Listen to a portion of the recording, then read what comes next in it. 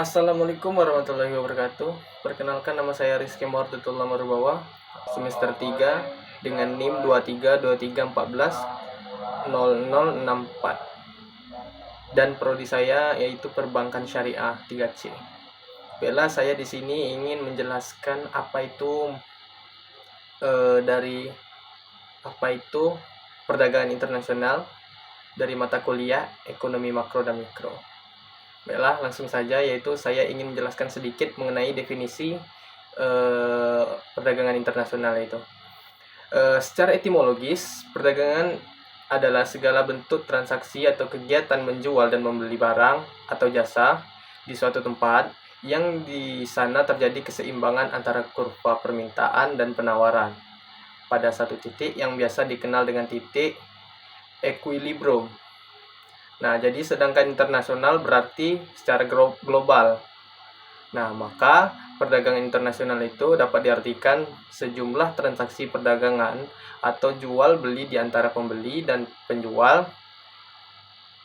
yang dalam hal ini satu negara dengan negara lain yang berbentuk ekspor dan impor pada suatu pasar. Demi mencapai keuntungan yang maksimal bagi kedua belah pihak.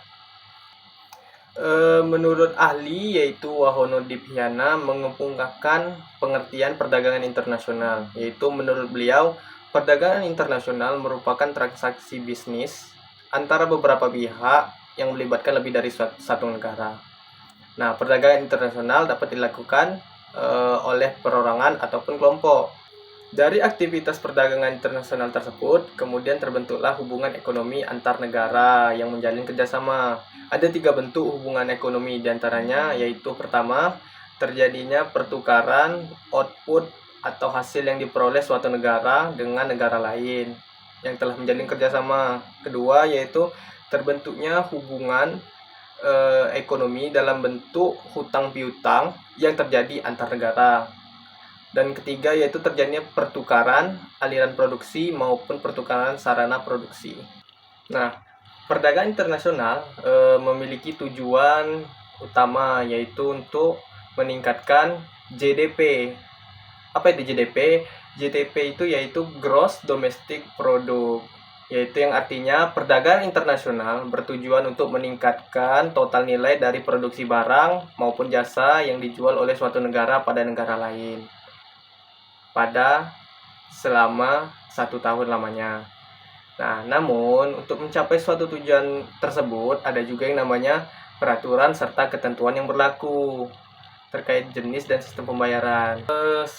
Selain dari untuk GDP, yaitu dari Gross Domestic Product tadi, yaitu perdagangan internasional juga memiliki 5 tujuan lain. Yang pertama yaitu menaikkan devisa negara. Bagaimana caranya? Yaitu melalui pertukaran perdagangan dengan cara mengimpor maupun mengekspor barang yang ada di dalam negeri ataupun sebaliknya. Yang kedua yaitu pertumbuhan ekonomi. Pertumbuhan ekonomi atau kenaikan produk nasional bruto yaitu GDP ini dihasilkan melalui faktor produksi milik warga negaranya yang tinggal di dalam maupun luar negeri. Dan warga negeri yang tinggal di dalamnya maupun yang di luar negeri tidak termasuk dalam GDP.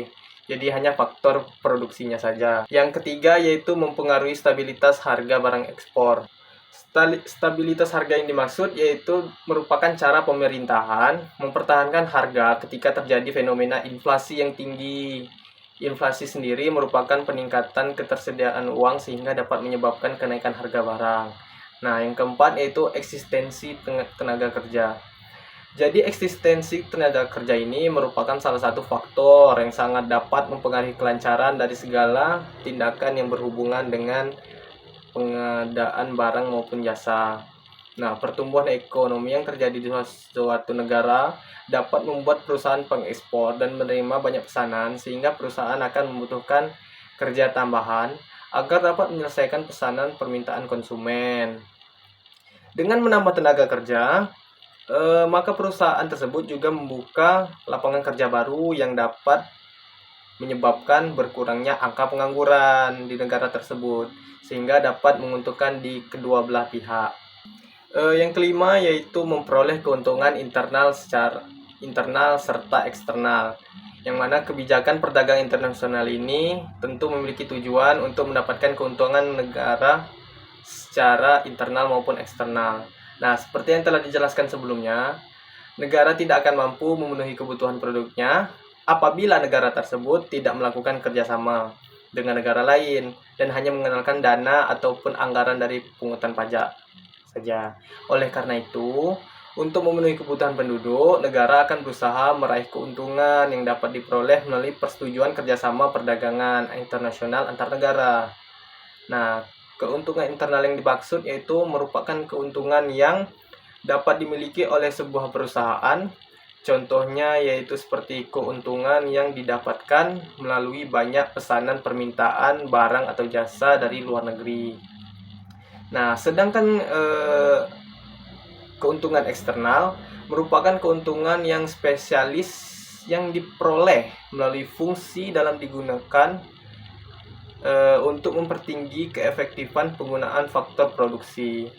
Selanjutnya yaitu manfaat dari perdagangan internasional. Nah,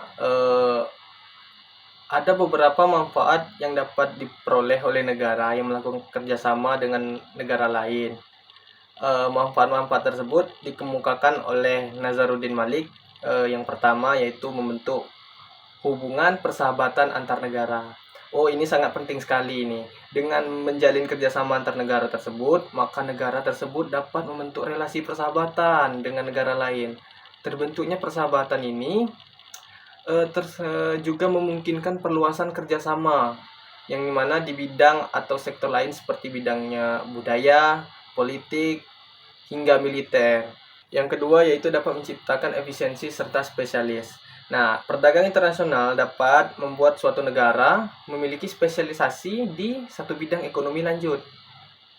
Artinya, negara yang membangun kerjasama tersebut akan memiliki penduduk yang mempunyai keahlian khusus, serta berbeda dari negara, sehingga dapat menghasilkan produk maupun jasa yang bernilai jual dan dapat diekspor ke negara lain.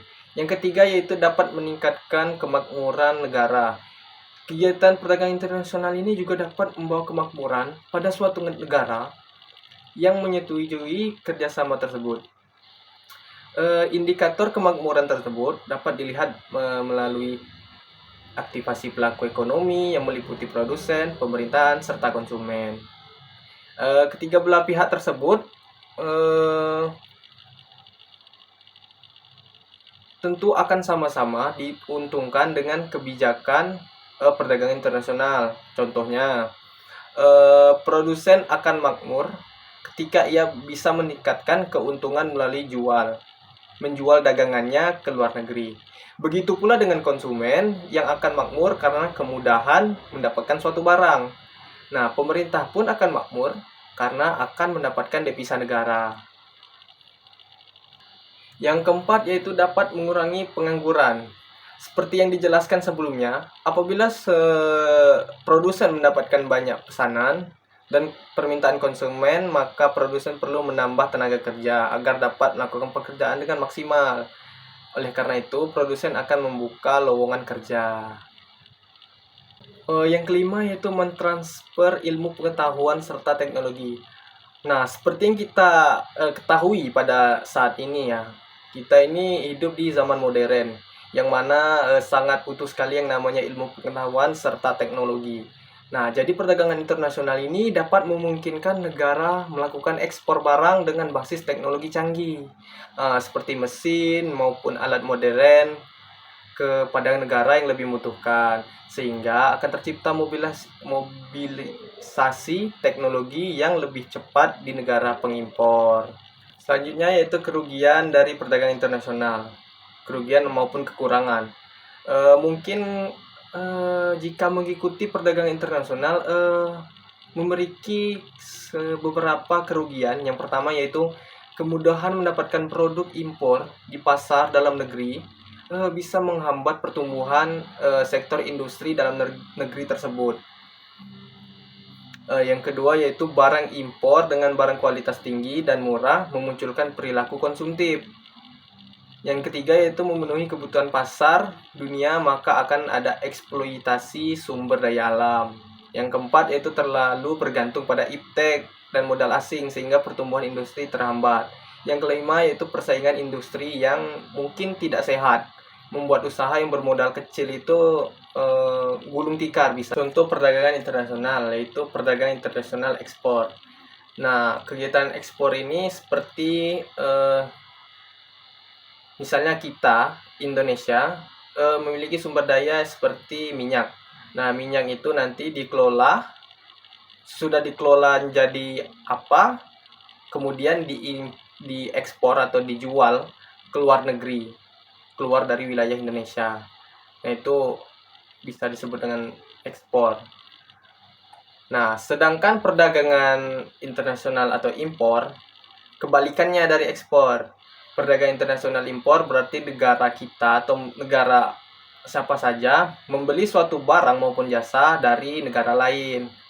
Jadi mereka itu mengimpor atau membeli suatu produk dari negara lain.